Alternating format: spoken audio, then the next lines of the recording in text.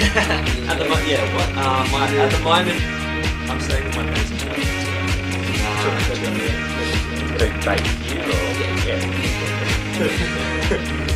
Melbourne. What do you think of the premiere last night? I mean, you've done 2 now. Yeah, I don't know. I really enjoyed it last night for some reason. Like, I think Sydney, well, for me, it was just crazy. I didn't know what was going on. But Melbourne, I had more of an idea what to expect. And hometown as which well. was cool. Friends and family were there. A lot of people rocked up, and like Melbourne Central was more chill. It was more of like I don't know. I felt more relaxed there than I did in Sydney on the 100-metre red carpet. Same. Which is a bit daunting. Sydney and Melbourne are very different. Yeah, very much so. So there we go. Another case where Melbourne's better. Yeah. I definitely think so. We're biased. It's a nice friendly room. Let's just go with it. Obviously, a lot of people are very passionate about this series. I mean, the number of kids out there who must be just hanging to see this. And any pressure? You feel like they might be judging you? Oh, well... Well, not judging you, but the film. Just me. Very much. Just me. Is it faithful? Well, no, it's kind of intense because I was a die-hard fan of the books as well. Yeah. I read them when I was like 12 years old, so I brought my own sort of pressure to that, and I think that was worse than what anyone else could do. But when we started filming, that all sort of went out the window. I mean, just everyone on board was so great to work with, and Stuart he knew the story. This adaptation he knew it so well. He knew the characters, the story like the back of his hand. So it was a big safety net. So that sort of relieved that pressure. But now it's sort of building up again as it's coming closer to coming out. Yeah, no, exactly right. That is exactly what gave me sort of the relief of pressure right there, because Stuart was he knew every nook and cranny of the book. Yeah. He knew the characters like the back of his head. It was just amazing to see the amount of detail he'd extracted from the books and made just it created uniquely his own. Yeah, he brought his own thing to the adaptation as well. Yeah. Obviously, reading the books is a lot of preparation work, but I mean, there's a lot of action in this movie as well. I know you've got martial arts background, don't you? Background, right? It's not featured in the film. No. I'm very bitter about that. I actually trained for it. I went to see a wushu guy in Sydney. It got a form happening, and it wasn't like we even filmed it and had it cut. It wasn't even filmed. Yeah. Very but it was a bitter. good pace around background for your character, though. And we did a lot of other training as well, gun training. Oh, wait, we didn't do that. No, didn't do Bike that. training. Oh, wait, Yeah, we didn't do that either. I got to do bike and Thanks. gun training, which was fun. I never had, I've shot a gun before up at a gun range, and then they showed me how it worked and everything like that. So It must that be was annoying. cool. Some of you get to do the cool stuff, some of you don't. Trust me, it was very not. Yeah, How while was he that? was riding How was around on motorbikes, right, and shooting guns, I was learning the piano. Yeah. Picked the wrong That was character, me. man. You just Yeah. picked the wrong character. Yeah, like I had a choice. I mean, your guys' characters are very different. I mean, your character Homer, he's kind of like the Joker, this kind of big, larger-than-life character. Yeah. But I mean, for both of you, it's all about rites of passage. Growing up, these sorts of things. Can you just talk through how your character kind of deals with that? Well, yeah, as you said, he's a troublemaker, he's a larrikin, and all these little stupid things that he does and gets in trouble for in our society is actually so useful in the wartime, and that sort of helps him transition, because no one else knows how to hotwire a car, no one else knows how to get away from the cops as well as Homer does, so all his skills become useful, so it's sort of, he's drifting through life at the start, and he finally finds a purpose of what to do, and he can help the group as much as he can in order to survive, which is, a really cool thing to play. You see him becoming a man? Yeah, even that's so, because at the start he's just a little boy just mucking around with his, being an idiot, and at the end, towards the end he steps up and, as you said, becomes a man. Yeah, and you're almost a contrast to that. Yeah. I mean, you've kind of this quiet, reserved, got almost this inner strength, but don't know how to show it Yes. in a way.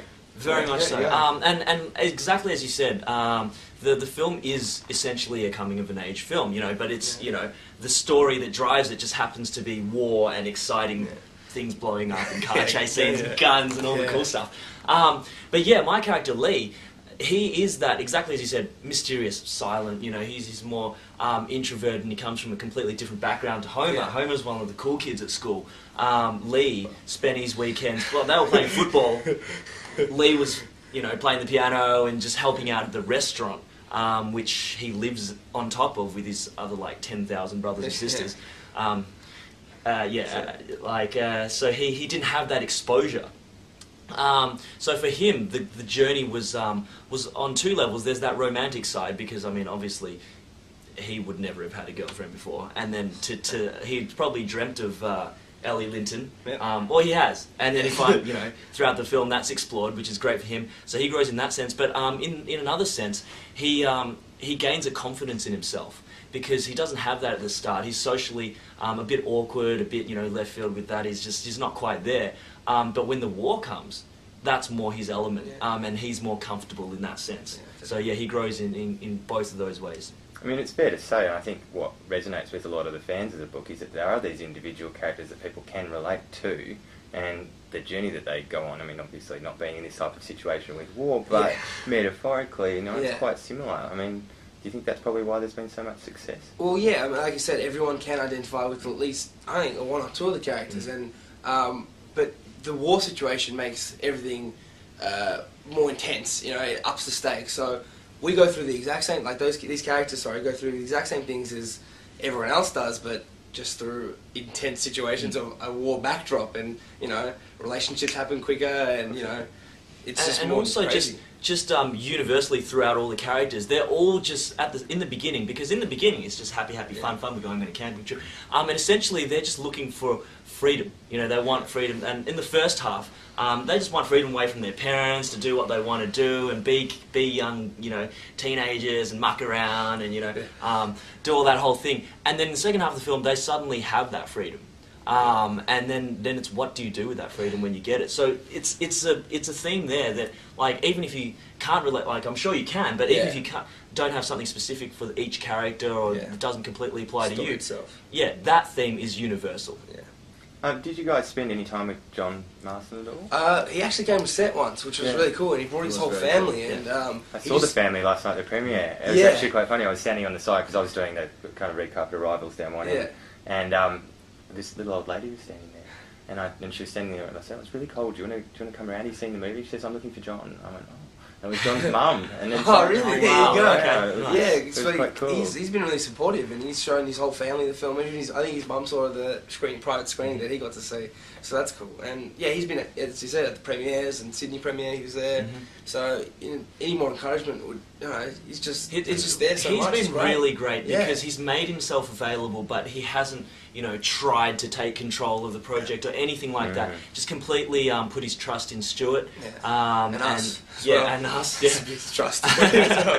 And just let it happen. So as Des said, he came to set once, and it was towards the end of filming when we were at Fox Studios, and he was blown away by the whole experience of what he saw there. But I've had more chance to chat with him throughout the premieres and doing the whole media thing, and it's just really rewarding. I know for myself, just to hear the things that he has to say, that he's so happy with what we've done with his book and his little his baby. Yeah, if John likes it, I mean, what else can you say? Big tick of approval, Any favourite moments during filming? Or funniest? Or... probably the creek scene where Phoebe takes her top off. That's a great one, and I got front row seat for that one, so I was quite happy about it. Favourite scene? Well, I wasn't there, but the story was pretty cool. Of Caitlin hitting her head on the mirror. That was pretty awesome. Oh yeah, that was quite funny. When they're at the showgrounds and they're sneaking through. There's one shot where they're sneaking through. There's there's stuff mirror blowing up. Yeah. There's gunfire and absolute action happening, and then she injured herself by hitting a mirror. It's a side mirror of a car. Yeah. So, don't worry about the soldiers. Worry about the little mirror there. Bang! It's just dropped on the floor. That was pretty cool. Rachel went to help her, and then Lincoln just got up and put his hand. No, I'm pretty sure they all laughed before they went to help her. That's right. Yeah. Stuart was speaking to a couple of people last night, and he's mentioned, obviously we've got a series in the book. Are you guys, open to the fact of maybe being involved with some future films? Or, a TV series has even been thrown about? Well, if people get into the cinemas and go watch it and tell their friends as much as possible, then, we're keen to another, Definitely, We're more than keen, Obviously, nothing's penned in ink and nothing's for certain in this industry. But as Dennis said, if this does well, then there might be some more. Could be the Aussie version of Twilight or Harry Potter, we don't have maybe. any vampires or wizards or anything like that, but hopefully our war will draw them to it. You can have your own teams, people wearing T-shirts. Oh, Jesus, that'd be weird. Team Lee. Team Lee. That'd be pretty cool, wouldn't it? And what's next for you both?